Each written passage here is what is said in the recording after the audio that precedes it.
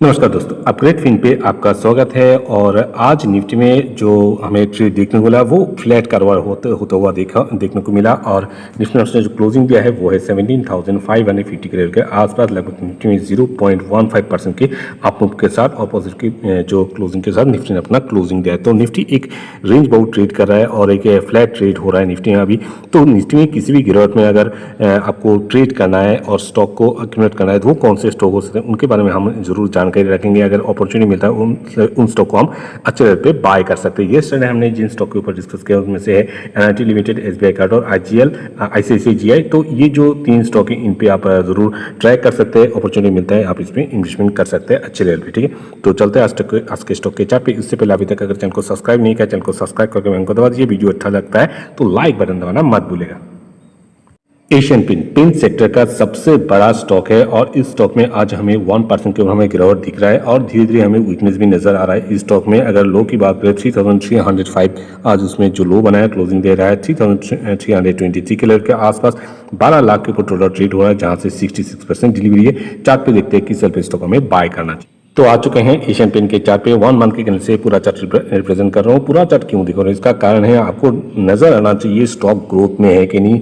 जब से इसने अपना जो एंट्री किया है स्टॉक मार्केट आप देख सकते हो सीधे उसने इन्वेस्टर को पैसे को कहां से कहां पहुंचा दिया। ठीक है, तो अभी अगर की बात करें तो अभी ये ट्रेड करे 3328 के लेवल के आसपास और उसके अगर टॉप की बात करें 3600 के ऊपर उसका टॉप है। तो इसको कहां से बाय करना चाहिए ऑलरेडी मैंने कहा है कि कभी भी अगर आपको ब्लू चिप स्टॉक को बाय करना है वो स्टॉक अगर एटलीस्ट अपने टॉप से 20% अबव अगर शुरू करते हो वहां से आपको ट्रैकिंग शुरू कर देना चाहिए। लॉन्ग टर्म के जो हिसाब से जरूर इन्वेस्टमेंट करें। 20% के ऊपर से अगर जितना नीचे अगर पकड़ पाओगे उतना बेहतर रिटर्न आपको देके जाएगा। ठीक है, तो अभी तो इतना करेक्शन पे है नहीं।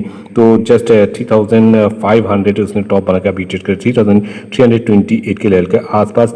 लास्ट टाइम कंटिन्यू गिरावट के बाद उस स्टॉक ने जो नीचे सपोर्ट किया था वो था 2500। तो यहाँ से अगर जिन्होंने पकड़ा है तो आप इसको होल्ड कर सकते हैं लंबे समय के लिए।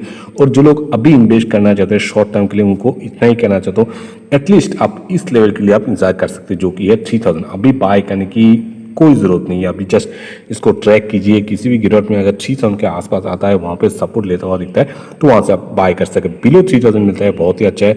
तो पहले 3000 को ट्रैक कीजिए, पहले यहाँ पे आने दीजिए। लेटेस्ट अपडेटेड फिर से वीडियो मिल जाएगा जहां से आपको और नीचे आता है कहां से आपको बाय करना है। अभी के लिए 3000 के लिए आप इसको ट्रैक कर सकते हैं। लंबे समय के लिए फिर से अगर आपको इस लेवल के आसपास मिल जाता है तो लंबे समय के लिए आप वहां से एक्यूमुलेट कर सकते हैं। अगर मनी फ्लो इंडेक्स की बात करें तो अभी भी 46 में है मनी फ्लो इंडेक्स, थोड़ा और नीचे आने दीजिए स्टॉक को।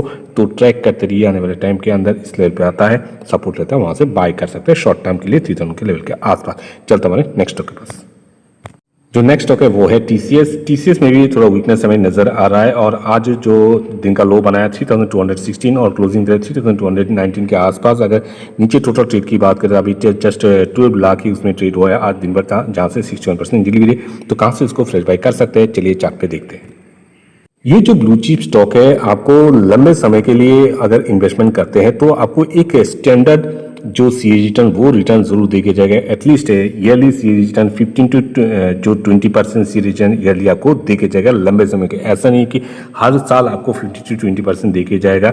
एक टाइम ले सकता है, किसी साल में भी 10%, किसी साल 24%, किसी साल 30% और किसी साल 20%। तो इस तरह एवरेज मिला के आपको एटलीस्ट सीए रिटर्न 15 टू 20% देके मस्ट जाएगा और एक सेफ इन्वेस्टमेंट कह सकते हैं। अगर आप चार्ट पे देखोगे तो 1 मंथ के चार्ट से पूरा ग्रोथ इस पे आपको नजर आ रहा है। इतने सालों से ट्रेड हो रहा है फिर भी इस स्टॉक में कोई भी इतना बड़ा गिरावट नहीं कि आपको नुकसान देके जाए। ठीक है, तो आप यहाँ पे अगर देखते हैं तो 4000 का स्टॉक अभी मिल रहा है 3220 के लेवल के आसपास।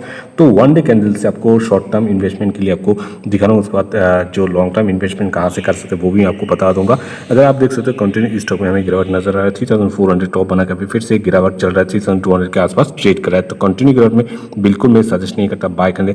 अब इसको देखिए ट्रैक करते रहिए। एटलीस्ट 3000 के आसपास अगर मिलता है वहां से अगर शॉर्ट टर्म के लिए सपोर्ट लेता है वहां से उसको बाय कर सकते हैं। बिलो 3000 अगर मिलता है 2800 के आसपास और वहां पे सपोर्ट लेता है दिखता है तो लॉन्ग टर्म के लिए वहां से इसको आप एक्यूमुलेशन कर सकते हैं। एचडीएफसी लिमिटेड को किस लेवल से हमें बाय करना चाहिए 2396 में क्लोजिंग हो रहा है। आज 0.94% की गिरावट के साथ क्लोजिंग दिया है इस लेवल पे। अगर टोटल ट्रेड की बात करें टोटल ट्रेड आज इस स्टॉक में हुआ है 17 लाख के ऊपर जहां से 74% डिलीवरी है। चार्ट पे देखते हैं इस बेहतरीन स्टॉक को किस लेवल से बाय करना चाहिए।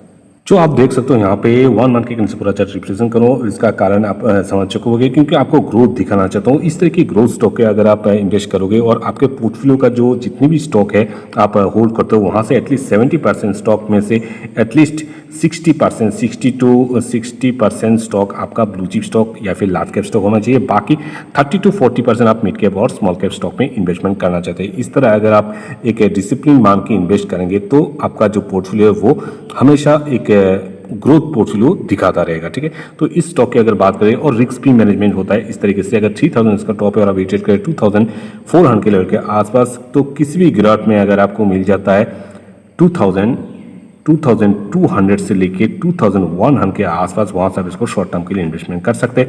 अगर 2000 या फिर बिलो 2000 मिलता है और वहां पे सपोर्ट लेता हुआ दिखता है, लंबे समय के लिए आप इस पर इन्वेस्टमेंट जरूर कर सकते हैं। आग बंद करके इन्वेस्टमेंट कर सकते हैं नीचे बिलो 2000 लंबे समय के लिए। ठीक है, टाटा पावर को किस लेवल से हमें बाय करना चाहिए। टाटा पावर की बात करें, आज 2.53% के अपमूव के साथ 235 में क्लोजिंग दिया है। इसका जो लो है 230 नीचे आके देखते हैं। टोटल ट्रेड इस स्टॉक में हुआ है 1 करोड़ के ऊपर, 1 करोड़ 61 लाख, जहाँ से 39% डिलीवरी है। चार्ट पे देखते हैं टाटा पावर को लॉन्ग टर्म और शॉर्ट टर्म के लिए किस लेवल से हमें बाय करना चाहिए। टाटा पावर को किस लेवल से बाय करना चाहती है, तो ये है टाटा पावर का जो पूरा चार्ट, और पूरे चार्ट में ही सब कुछ हिस्ट्री मालूम हो जाता है। स्टॉक का बिहेवियर कैसा है, कितना रिस्क लेके आप इन्वेस्टमेंट कर सकते हैं, कितना रिस्क आप लेना चाहते हैं, पूरा आपको यहाँ पे डाटा दिख जाता है। 1 मंथ के कैंडल से पूरा चार्ट रिप्रेजेंट कर रहा हूँ। अगर इसकी टॉप की बात करें तो 2008 के आसपास, 2007 में उसने जो अपना टॉप लिया था 160, फिर से इस स्टॉक में 2008 में जो करेक्शन हुआ था वहाँ पे गिरावट हमें देखने को मिला और 60 के आसपास के लेवल के आसपास उसने सपोर्ट लिया और एक नया टॉप तो नहीं बनाया, पर हाँ उसके आसपास ज़रूर उसने 150 तक उसने टॉप बनाया।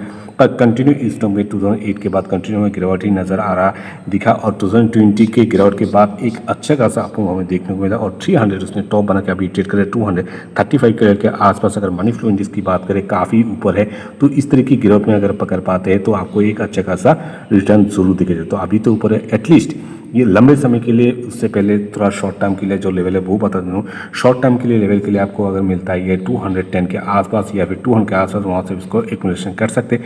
लंबे समय के लिए 180 से लेके 175 के आसपास मिलता है, वहाँ से आप उसको एक्यूमुलेशन कर सकते हैं। 200 से आप ट्रैक करना शुरू कर दीजिए और इस लेवल पे आता है स्लोली स्लोली एक्यूमुलेशन कर सकते हैं हर एक लेवल पे। ऐसा नहीं कि एक ही लेवल पे सारा पैसा इन्वेस्ट करना है, हर एक लेवल पे स्लोली स्लोली एक्यूमुलेशन करते जाना है नीचे के लेवल पे। ठीक है, और इस तरह की इंफॉर्मेटिव वीडियो बनाने के लिए चैनल को जरूर सब्सक्राइब करके रखिएगा और वीडियो अच्छा लगता है लाइक बटन दबाना मत भूलिएगा। Thank you.